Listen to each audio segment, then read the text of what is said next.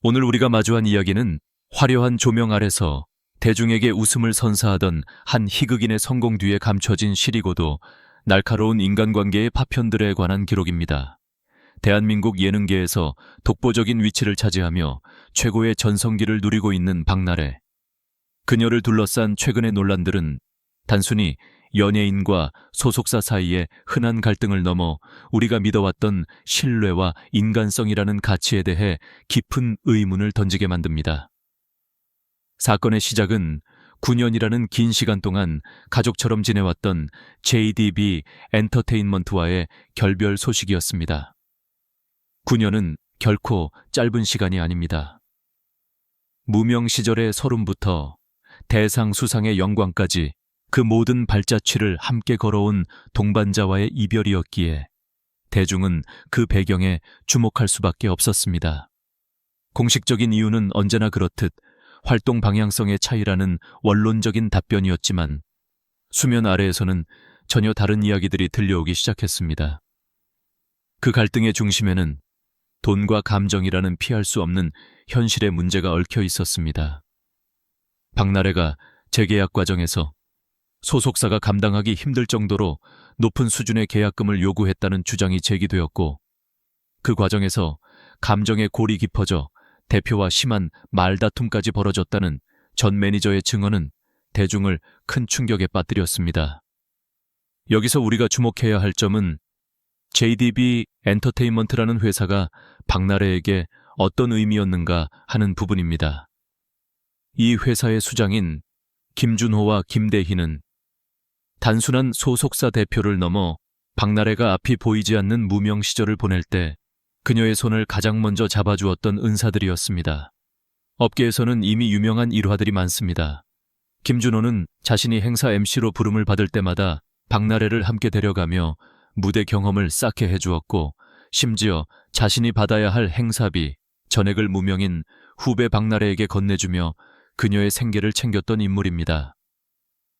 사실상 오늘날의 박나래를 키운 것은 JDB라는 말이 공공연하게 회자될 만큼 그들의 관계는 끈끈했습니다.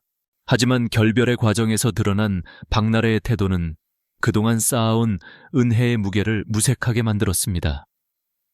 돈 문제로 인해 그토록 자신을 아껴주던 선배들과 얼굴을 붉히고 끝내 등을 돌렸다는 사실은 그녀를 향한 대중의 시선을 순식간에 차갑게 얼어붙게 만들었습니다. 사람들은 묻습니다. 아무리 성공했다 하더라도 자신을 키워준 사람들에게 저렇게까지 냉정하게 대하는 것이 맞는가 하는 근본적인 회의감입니다. 이러한 신뢰의 균열은 비단 소속사와의 관계에서만 멈추지 않았습니다. 박나래의 사생활과 업무 실무를 가장 가까이서 지켜보았던 전 매니저들의 폭로가 이어지면서 논란은 걷잡을 수 없이 번져나갔습니다. 전 매니저들은 박나래가 단순히 회사를 떠난 것이 아니라 그 과정에서 매우 위험하고도 부적절한 요구를 했다고 주장하고 있습니다. 특히 충격적인 것은 박나래가 전 매니저에게 지시했다는 내용입니다. 소속사를 떠나면서 김준호와 김대희의 약점이 담긴 녹취를 확보해오라는 명령을 내렸다는 의혹입니다. 만약 이 주장이 사실이라면 이는 단순한 계약 분쟁을 넘어 한 인간이 다른 인간을 대하는 방식에 있어 최악의 선택을 한 셈이 됩니다. 자신을 지켜주던 방패를 향해 오히려 칼날을 겨누려 했다는 이 의혹은 박나래라는 인물이 가진 인간성에 대한 심각한 평가로 이어지고 있습니다. 사람들은 이제 그녀의 웃음 뒤에 가려진 서늘한 욕망과 계산적인 모습을 의심하기 시작했습니다. 성공한 이후에도 사람을 소중히 여겼는지, 아니면 자신의 앞길에 걸림돌이 된다고 판단되는 순간 가차없이 버렸는지에 대한 준엄한 질문이 그녀를 향하고 있는 것입니다. 이 결별의 여파는 결국 동료 연예인들과의 관계 단절로까지 이어지는 모양새입니다. 연예계 대표 절친이었던 김지민과 김준호의 결혼식에 박나래가 끝내 모습을 보이지 않았다는 사실은 많은 것을 시사합니다. 가장 가까웠던 친구와 자신을 키워준 스승 같은 선배의 앞날을 축복해야 할 자리에 불참했다는 것은 이미 그들의 관계가 되돌릴 수 없는 강을 건넜음을 방증하는 장면으로 해석됩니다. 대중은 이 장면을 보며 그녀가 단순히 소속사와 계약이 끝난 것이 아니라 사람과의 인연 자체를 스스로 끊어낸 것이라고 느끼고 있습니다. 화려한 대상을 수상하며 정점에 올라선 순간 그녀의 주변에는 축하해줄 진정한 동료들 대신 차가운 법적 공방과 날선 폭로만이 남게 된 이 현실이 참으로 안타깝고도 비극적입니다. 지금부터 우리는 왜 이토록 끈끈했던 인연들이 한순간에 무너져 내렸는지 그 내막을 더 깊이 들여다보려 합니다. 사건의 또 다른 축은 박나래의 전 남자친구를 둘러싼 정체 논란입니다.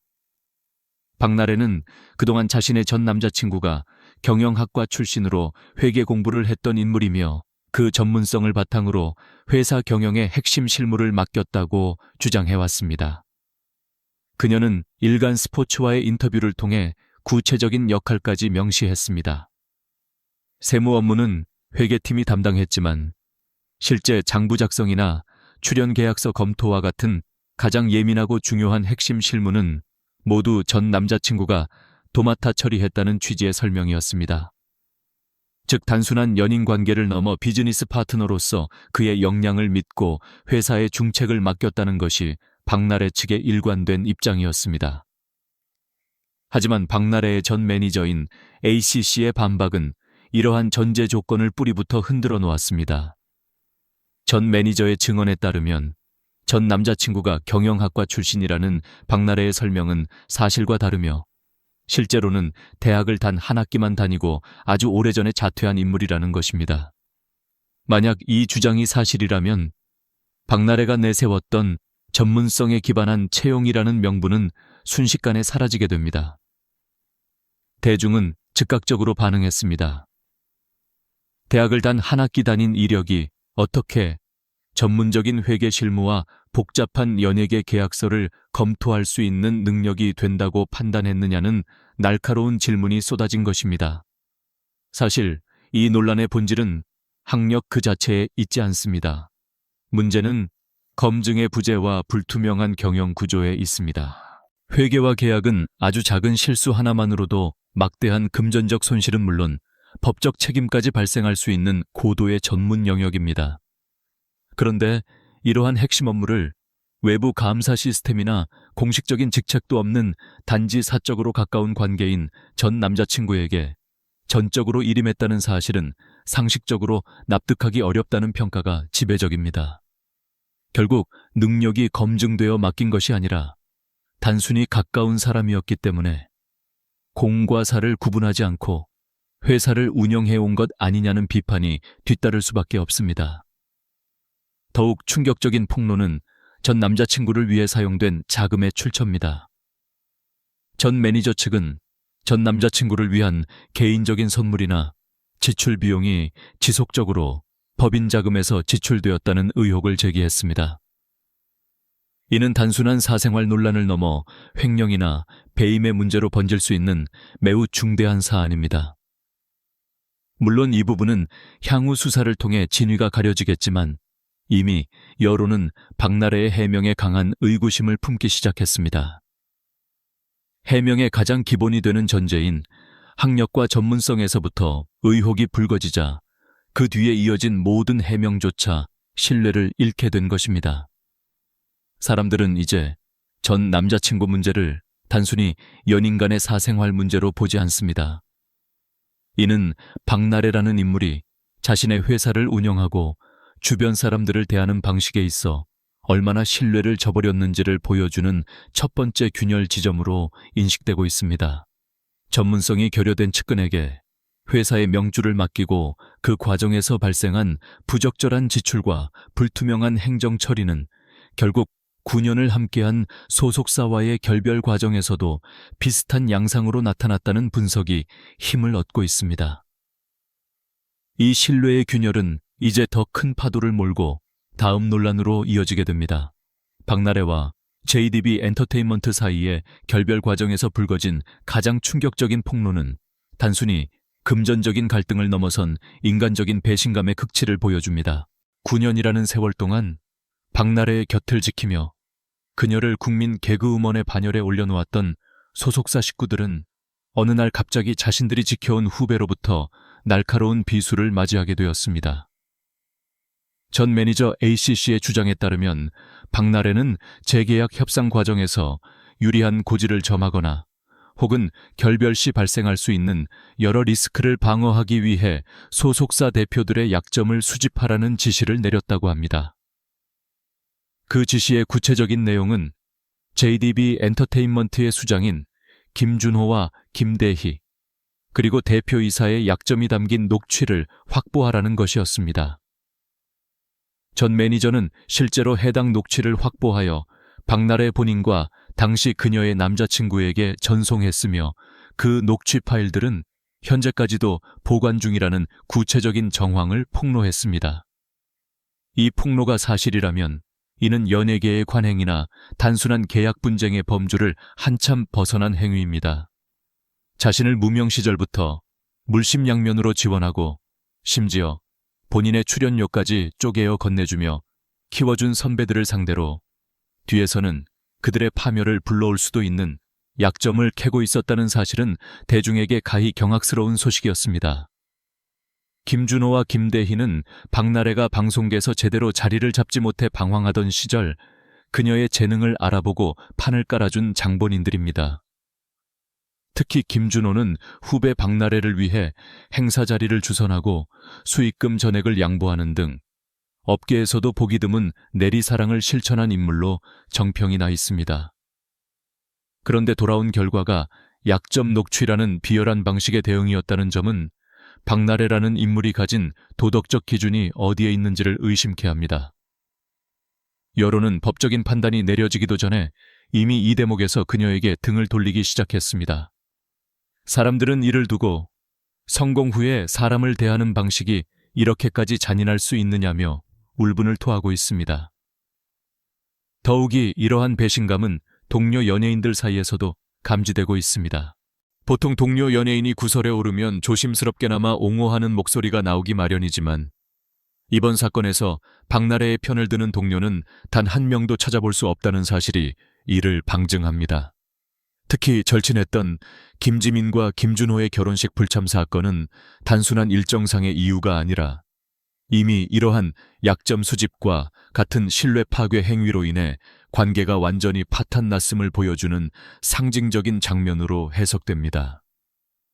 만약 그 자리에 박나래가 나타났다면 축하를 받아야 할 신랑 김준호와 신부 김지민이 얼마나 큰 불편함과 공포를 느꼈을지 사람들은 상상조차 하기 힘들다고 말합니다. 결국 박나래가 얻고자 했던 것은 더 많은 돈과 더 강력한 권력이었을지 모르나 그 대가로 지불한 것은 인간으로서의 존엄과 지난 9년간 쌓아온 모든 관계였습니다. 돈을 더 벌고 싶다는 욕망은 누구나 가질 수 있지만 그 욕망을 채우기 위해 자신을 키워준 이들의 뒤조사를 시키고 약점을 잡아두려 했다는 의혹은 그녀의 커리어에 씻을 수 없는 낙인을 남겼습니다. 이제 대중은 그녀가 방송에서 보여주는 웃음을 보며 그 뒤에 숨겨진 또 다른 녹취록이 있지는 않은지, 그녀의 친절함이 또 다른 계산된 행동은 아닌지 의심하게 되었습니다. 사람을 도구로 보고 필요가 다하면 약점을 잡아버리는 냉혹한 방식은 연예계를 넘어 우리 사회 전반에 큰 충격과 씁쓸함을 던져주고 있습니다. 박나래와 전 매니저들 사이의 갈등이 정점으로 치닫게 된 결정적인 계기는 양측이 주고받은 합의서의 내용이 공개되면서부터였습니다. 이 합의서는 단순히 분쟁을 마무리 짓는 서류가 아니라 한쪽의 입을 완벽하게 봉쇄하려는 의도가 다분히 담긴 이른바 침묵의 계약서라는 비판을 받았습니다. 대중이 가장 경악한 지점은 합의서에 명시된 위약벌의 규모와 그 일방적인 구조였습니다. 일반적으로 합의서라 함은 양측이 서로의 잘못을 인정하거나 양보하며 미래의 평화를 약속하는 것이 상례입니다. 하지만 박나래 측이 제시한 합의서에는 전 매니저 두 사람 중 누구라도 합의 내용을 어길 경우 각각 10억 원씩을 박나래에게 지급해야 한다는 파격적인 조항이 포함되어 있었습니다. 여기서 주목해야 할 점은 이 10억 원이라는 금액이 단순한 위약금이 아닌 위약벌의 성격을 띠고 있다는 사실입니다. 위약벌은 실제 발생한 손해를 입증할 필요도 없이 단지 약속을 위반했다는 사실만으로도 거액을 지불해야 하는 강력한 법적 장치입니다.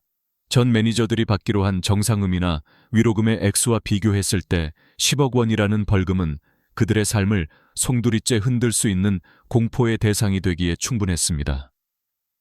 네티즌들은 이를 두고 합의가 아니라 10억 원이라는 칼을 목에 겨누고 입을 다물라고 협박하는 것과 무엇이 다르냐 하며 분노 섞인 반응을 보였습니다. 더욱 문제가 된 것은 이 조항의 불공정성이었습니다. 전 매니저들이 입을 열면 10억 원을 내야 하지만 박나래 측이 합의를 어겼을 때에 대한 동일한 수준의 배상 조항은 존재하지 않았습니다. 즉, 힘의 균형이 완전히 한쪽으로 쏠린 일방적인 복종의 계약이었던 셈입니다. 합의서에는 언론 대응에 대한 지침도 매우 구체적으로 명시되어 있었습니다. 이미 제보된 언론사에 연락하여 모든 것은 오해였다는 취지로 정정 보도에 협조해야 하며 향후 모든 보도는 아티스트인 박나래가 요구하는 방식으로만 대응해야 한다는 내용이었습니다. 이는 진실을 밝히는 것이 목적이 아니라 이미 실추된 이미지를 회복하기 위해 전 매니저들을 도구로 활용하려는 고도의 전략으로 읽혔습니다. 이러한 조항들이 세상에 알려지자 여론은 급격히 냉담해졌습니다. 사람들은 박나래가 왜 이토록 강력한 안전장치를 걸어야 했는지 그 이면에 숨겨진 두려움에 주목하기 시작했습니다. 얼마나 감추고 싶은 진실이 많기에 혹은 상대방이 입을 여는 것이 얼마나 두려웠기에 10억 원이라는 비상식적인 금액을 설정했느냐는 의구심입니다. 법률 전문가들 역시 이러한 방식은 분쟁을 정리하기는커녕 오히려 상대방을 압박하여 소송의 규모를 키우는 위험한 선택이라고 지적했습니다. 결국 이 합의서는 박나래가 주장해온 선의와는 거리가 멀어 보였습니다. 박나래 측은 이 돈이 법적으로 줄 의무가 없는 선의의 위로금이라고 강조했지만 전 매니저들은 정당하게 받아야 할 미지급 임금과 성과급이라고 맞섰습니다. 한쪽은 베푸는 척하며 입을 막으려 했고 다른 한쪽은 일한 대가를 요구하며 진실을 말하고자 했던 것입니다. 이 과정에서 드러난 박나래의 대응 방식은 대중에게 돈과 법을 이용해 약자의 목을 죄는 권력자의 모습으로 비춰졌고 이는 그녀가 쌓아온 친근한 이미지에 회복 불가능한 타격을 입혔습니다. 사람들은 이제 그녀의 말보다 그 뒤에 숨겨진 10억 원짜리 자물쇠를 먼저 떠올리게 된 것입니다. 전 매니저들과의 갈등이 단순한 감정 싸움을 넘어 법적 전쟁으로 번지면서 대중은 박나래 측의 대응 방식에 대해 다시 한번 경악을 금치 못했습니다. 사건의 발단은 임금과 정상금 문제로 갈등을 빚던 전 매니저들이 박나래를 상대로 1억 원 상당의 부동산 가압류를 신청하면서 시작되었습니다. 법원은 이들의 주장에 신빙성이 있다고 판단하여 가압류 신청을 인용했습니다.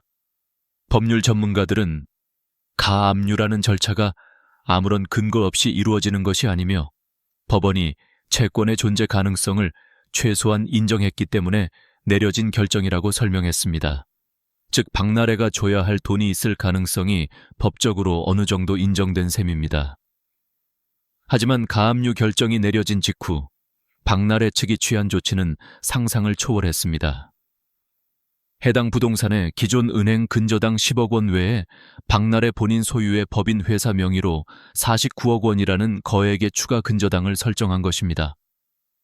이로 인해 해당 부동산의 담보 가치는 사실상 소진되었고 전 매니저들이 신청한 가압류는 실질적인 효력을 잃게 되었습니다. 만약 이 부동산이 경매로 넘어가더라도 박나래 본인의 회사가 우선순위를 가져가기 때문에 전 매니저들은 한 푼도 받을 수 없는 구조가 된 것입니다. 이러한 선택은 법조계에서도 매우 이례적이고 위험한 수로 평가받았습니다. 장원호 변호사는 가압류 이후 뒤늦게 근저당이 등장한 것은 오해를 살 수밖에 없으며 이는 자칫 강제 집행 면탈이나 허위 표시 문제로까지 번질 수 있다고 경고했습니다. 즉 빚을 갚지 않기 위해 의도적으로 재산을 숨기거나 가치를 무력화하려 했다는 의심을 사기에 충분한 행위라는 것입니다. 대중의 반응은 더욱 싸늘했습니다. 억울하다면 법정에서 시시비비를 가리면 될 일을 왜 법원의 판단이 나오자마자 집부터 잠가버리는 극단적인 방식을 택했느냐는 비판이 쏟아졌습니다. 네티즌들은 이를 두고 방어가 아니라 상대를 질식시키는 방식이라며 박나래의 대응이 지나치게 악랄하다고 지적했습니다. 돈이 없어서 못 주는 것이 아니라 줄 돈이 있더라도 법적 기술을 동원해 끝까지 주지 않겠다는 의지로 비춰졌기 때문입니다. 이러한 방식은 결국 분쟁을 해결하기는커녕 소송의 규모를 키우고 여론을 더욱 악화시키는 최악의 수가 되었습니다. 사람과 사람 사이의 문제를 대화나 설득으로 풀기보다 오직 문서와 등기, 그리고 강력한 법적 장치 뒤에 숨어 상대를 압박하는 모습에서 대중은 더 이상 친근한 개그우먼 박나래의 모습을 찾을 수 없게 되었습니다.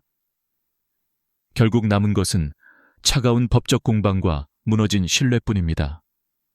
성공한 뒤에 얻은 막대한 부를 자신을 위해 일했던 사람들과 나누기는커녕 법망을 교묘히 피해 상대를 무력화하는 데 사용하는 모습은 많은 이들에게 배신감을 안겨주었습니다. 이제 대중은 박나래에게 누가 먼저 잘못했는지를 묻지 않습니다. 대신 왜 항상 가장 날선 방식만을 골라 상대를 압박했는지, 그리고 그 과정에서 사람이 가질 수 있는 최소한의 예의는 어디로 사라졌는지를 묻고 있습니다.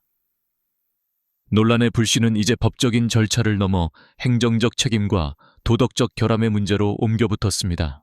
바로 대중문화예술기획업 미등록 문제인데, 이는 단순히 서류 하나가 빠진 차원의 문제가 아니라 연예 기획사를 운영함에 있어 가장 기본적인 법적 의무를 저버렸다는 비판을 받고 있습니다. 박나래 측은 전 매니저들이 등록을 완료했다고 허위로 보고했기 때문에 발생한 문제라며 모든 책임을 실무자들에게 돌렸습니다. 하지만 전 매니저들이 내놓은 반박은 이 사건의 본질이 어디에 있는지를 아주 명확하게 가리키고 있습니다. 등록을 하지 못한 이유는 단 하나, 소속사 대표이사인 박나래의 어머니가 필수 서류를 끝내 내주지 않았기 때문이라는 주장입니다. 그 서류는 바로 성범죄 이력 조회서입니다. 대한민국 법률상 대중문화예술기획업 등록을 위해서는 대표자의 성범죄 경력 확인이 반드시 필요하며, 이 서류는 개인정보보호법에 따라 대리 발급이 불가능하고 오직 본인이 직접 경찰서에 방문하여 발급받아야만 합니다. 즉 매니저들이 아무리 동분서주하며 뛰어다녀도 대표이사인 박나래의 모친이 직접 움직이지 않으면 등록 자체가 원천적으로 불가능한 구조였던 것입니다. 전 매니저들의 증언에 따르면 과정은 매우 감정적이고 소모적이었습니다. 박나래의 어머니는 서류 발급을 위해 관할 기관을 제대로 찾지 못해 구청과 경찰서를 오가며 헛걸음을 하기도 했고, 이 과정에서 평소에는 매니저가 다 해주는데 왜 이건 내가 직접 해야 하느냐 며 짜증 섞인 반응을 보였다는 주장이 제기되었습니다. 매니저들은 이 문제가 형사처벌까지 이어질 수 있는 중대 사안임을 인지하고 수차례 긴급함을 알렸지만 돌아온 것은 권한을 가진 대표의 비협조와 왜 안 되냐는 반복적인 질타뿐이었습니다. 더욱 대중을 분노케 한 것은 이 미등록 논란에 대처하는 박나래 본인의 태도였습니다. 전 매니저의 주장에 따르면 박나래는 미등록 사실이 알려질까 불안해하는 직원들에게 지금 네이버 프로필에 회사 이름도 안 나오고 있고 언론에서도 기사가 안 나고 있다며 오히려 지금 등록하면 기사가 나서 문제가 된다는 식의 발언을 했다고 합니다. 법을 지키기보다 대중의 눈을 속이고 조용히 넘어가려 했다는 이 정황은 그녀가 가진 공인으로서의 책임감을 의심케 하기에 충분했습니다. 이 지점에서 여론이 민감하게 반응하는 이유는 행정 절차의 실수가 아니라 권력 관계의 비겁함 때문입니다. 결정 권한과 서류 발급 의무를 가진 사람은 뒤로 숨고 아무런 권한이 없어 발만 동동 구르던 실무자들에게 법적 책임과 업무 태만의 굴레를 씌우는 행위는 전형적인 갑질의 행태로 비춰졌습니다. 사람들은 이제 묻습니다. 할 수 없는 일을 시키고 그 결과를 실무자의 탓으로 돌리는 것이 박나래가 평소 말하던 사람 챙기는 방식이었느냐는 것입니다. 이번 미등록 논란은 단순히 과태료를 내고 끝날 문제가 아니라 박나래와 그녀의 가족이 운영하는 회사가 얼마나 비상식적이고 비인격적인 방식으로 직원들을 대해왔는지를 보여주는 결정적인 증거가 되었습니다. 우리가 지금까지 살펴본 박나래를 둘러싼 일련의 사건들은 단순히 한 연예인의 개인적 일탈이나 법적 분쟁을 넘어 성공이라는 화려한 이름 뒤에 가려진 인간관계의 비극적 단면을 보여줍니다. 전 남자친구의 학력 의혹과 회계 실무관여 소속사와의 결별 과정에서 불거진 고액 계약금 요구와 감정적 충돌, 그리고 동료 선배들의 약점 녹취 확보짓이라는 충격적인 의혹까지, 이 모든 조각이 하나로 합쳐지며 대중이 그토록 사랑했던 개그우먼 박나래에 대한 신뢰는 회복하기 어려운 수준으로 무너져 내렸습니다. 결국 이 논란의 핵심은 돈의 액수가 아니라 사람을 대하는 방식에 있었습니다. 박나래 측은 합의서에 10억 원이라는 어마어마한 위약벌 조항을 넣어 전 매니저들의 입을 막으려 했고, 법원의 가압류 결정이 내려지자마자 자신의 회사 명의로 9억 원의 근저당을 설정해 법적 실효성을 무력화했습니다. 이러한 선택들은 비록 법적으로는 방어수단이라 주장할지 모르나 대중의 눈에는 상대를 질식시키고 진실을 덮으려는 권력자의 오만한 모습으로 비춰졌습니다. 사람과 사람 사이의 신뢰가 법전과 등기부등본 아래로 침몰해버린 순간입니다. 더욱 씁쓸한 것은 그녀가 무명 시절 그토록 강조했던 은혜와 의리의 가치가 사라진 빈자리입니다. 김준호와 김대희가 아무런 대가 없이 베풀었던 내리사랑을 기억하는 시청자들은 성공한 후 그들에게 비수를 꽂는 듯한 박나래의 행보에 깊은 배신감을 느끼고 있습니다. 절친했던 김지민과 김준호의 결혼식에 불참한 사실은 단순한 일정 문제가 아니라 이미 사람과의 관계를 스스로 끊어버린 결과라는 해석이 지배적입니다. 성공의 정점에서 그녀의 곁을 지키는 것은 이제 따뜻한 동료가 아니라 차가운 변호사와 독소 조항이 가득한 계약서뿐인 것처럼 보입니다. 물론 이 모든 의혹의 최종적인 진실은 법정에서 가려질 것입니다. 박나래 측은 여전히 선의를 강조하며 억울함을 호소하고 있을지도 모릅니다. 하지만 여론은 이미 판결문보다 무서운 도덕적 심판을 내리고 있습니다. 성공한 뒤에도 사람을 지켰느냐 아니면 사람을 버렸느냐는 질문 앞에서 그녀는 어떤 대답을 할 수 있을까요? 한때 전 국민에게 웃음을 주며 긍정의 아이콘으로 불렸던 그녀가 이제는 인성 논란과 탐욕의 대명사로 불리게 된 이 현실은 우리에게 성공의 무게와 인간관계의 본질에 대해 깊은 성찰을 요구합니다. 이제 판단은 여러분의 몫입니다. 이 모든 일이 억울한 오해에서 비롯된 비극일까요? 아니면 성공에 취해 소중한 것들을 잃어버린 한 인간의 예고된 몰락일까요? 화려한 조명이 꺼진 뒤 남겨진 그녀의 모습이 더 이상 외롭지 않기를 바라지만 무너진 신뢰를 다시 쌓아 올리는 길은 그 어떤 대상을 받는 일보다 훨씬 더 고통스럽고 긴 시간이 필요할 것입니다.